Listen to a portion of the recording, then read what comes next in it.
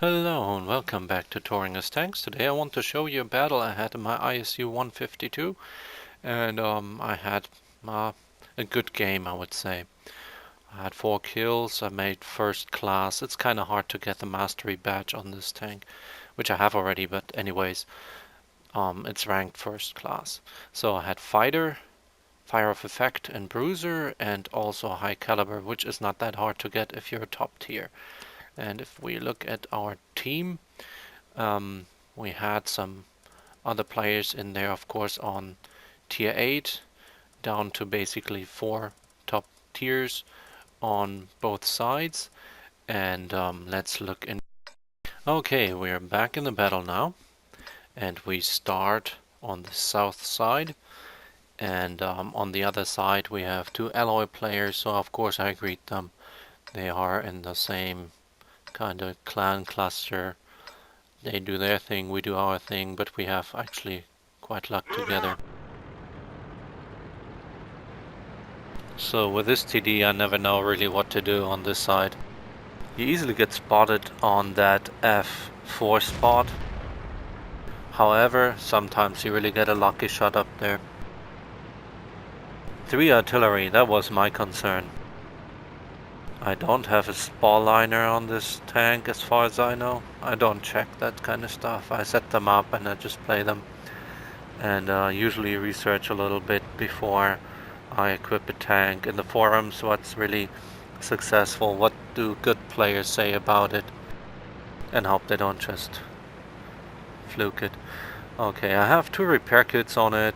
And as you see, that is just the reason it rarely is on fire. I'd rather die because I cannot turn, somebody tracked me, that kind of thing. So I'm making it up here, and I was just wondering, I can't see anyone. Well, of course, there was a view range nerf, and of course, Russian TDs were never very known in this game for a good view range to begin with. So I'm looking if I can see something fall there. Sometimes trees fall. Light tank comes through. Now the 12T here is basically scouting for me. That's good. Now he won't survive for long there all alone, but at least he can give me some lights. So the key here is patience. A lot of people don't have the patience to wait, and most of the time I don't, but in this case I did. So I see a 150 coming, and that's not true. Of course, fodder for my cannons. No side armor whatsoever. And a high roll, 848, 32 hit points left. And the 12T, of course, can score the kill. That's all good. I wouldn't have wasted a shell anyways if there's somebody else who can shoot them. Not because I just want to have damage, but because it's just not worth it. If the kill doesn't have to be.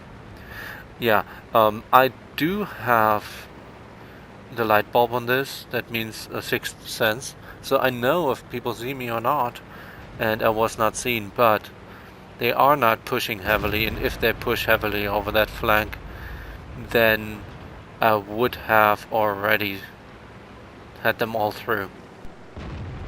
So I don't know what the other TD is doing here. Perfect shots, they can't see us, they don't have really vision tanks. And this one clearly missed. So that's the new accuracy buff. Yeah, nerf of course. But well, that's the game. It's okay.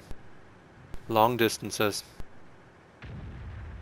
So let's try that again. They are behind the rock, only the KV5 is strong. If you guys want to get up another one, that'd be cool. It costs us 900 resource a day to pop off these 20% bonuses. Yeah, I don't know if you heard that. That was our team speak. That's okay. We didn't even scratch them. So that was a bounce. So 1 bounce, 1 miss, 1 shot. We didn't penetrate their armor. And then it tracked. And he lit me up. I don't have armor in the front, but I bounced from the side. As you can see, the Firefly Well, doesn't have much panel at distance anyways, but he bounced the shot. Okay, I'm the only one here. I have to be progressive. There's no point in holding back. Because the closer they come to our arty, the less they can help. Because they run the risk to get lit.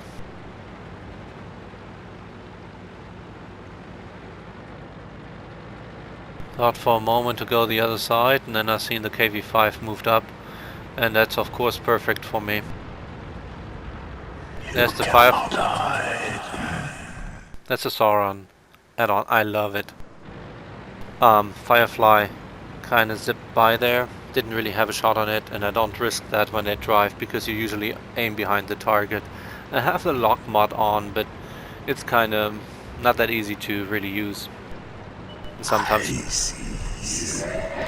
it just doesn't work. So I auto aim for the KV-5. Enemy vehicle destroyed. Why auto aim? Because I have him from the back. And yeah, he's big. You really can't miss it. So I suggest that I'll go back to the enemy team because there's still 2 artilleries up there.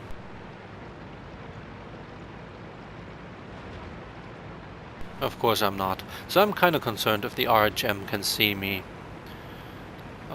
Look here if he advanced or not. If I can see something. I didn't light anything and I didn't get lit.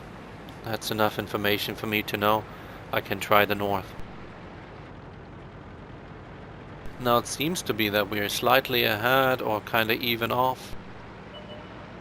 And it is a tight battle until the end.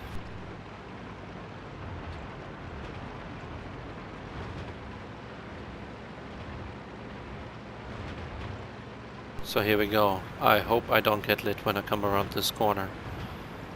Because I'm pretty sure that that RHM is still full health.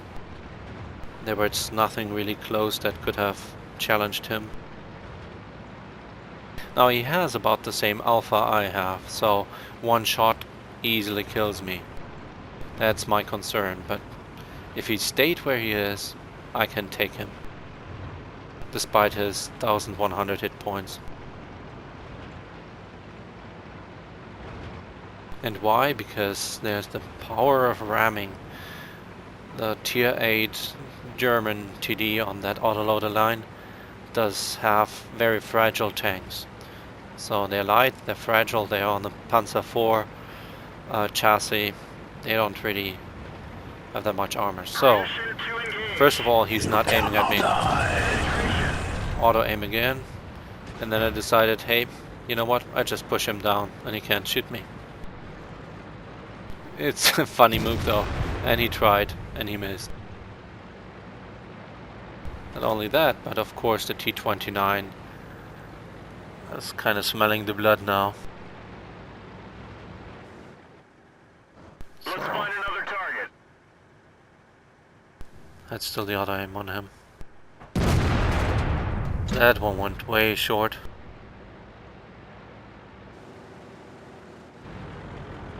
Actually, the SPG knocked out the other TD.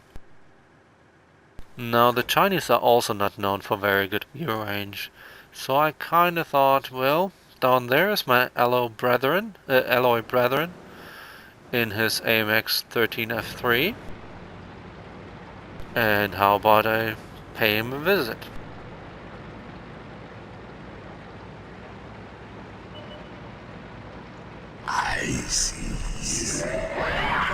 And he lit me. So I'm auto aiming.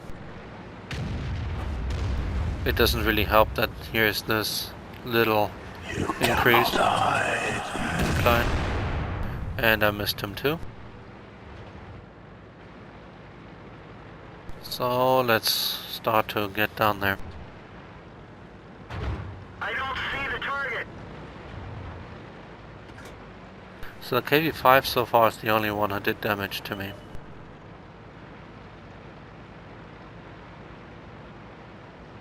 And let's see where he's going. Oh, look at this. And he missed. He missed again. First ram. I thought, well, I could shoot him, but his reload is so long, I just ram him to death. They're knocked out. And that didn't even cost me 1 damage.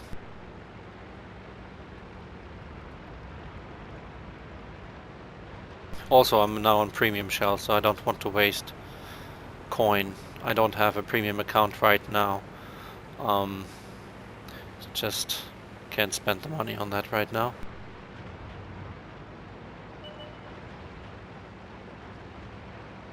So here's the problem. We have a 112 and we have 1 arty with me left, so it's me with 1 arty against the 112 and an arty.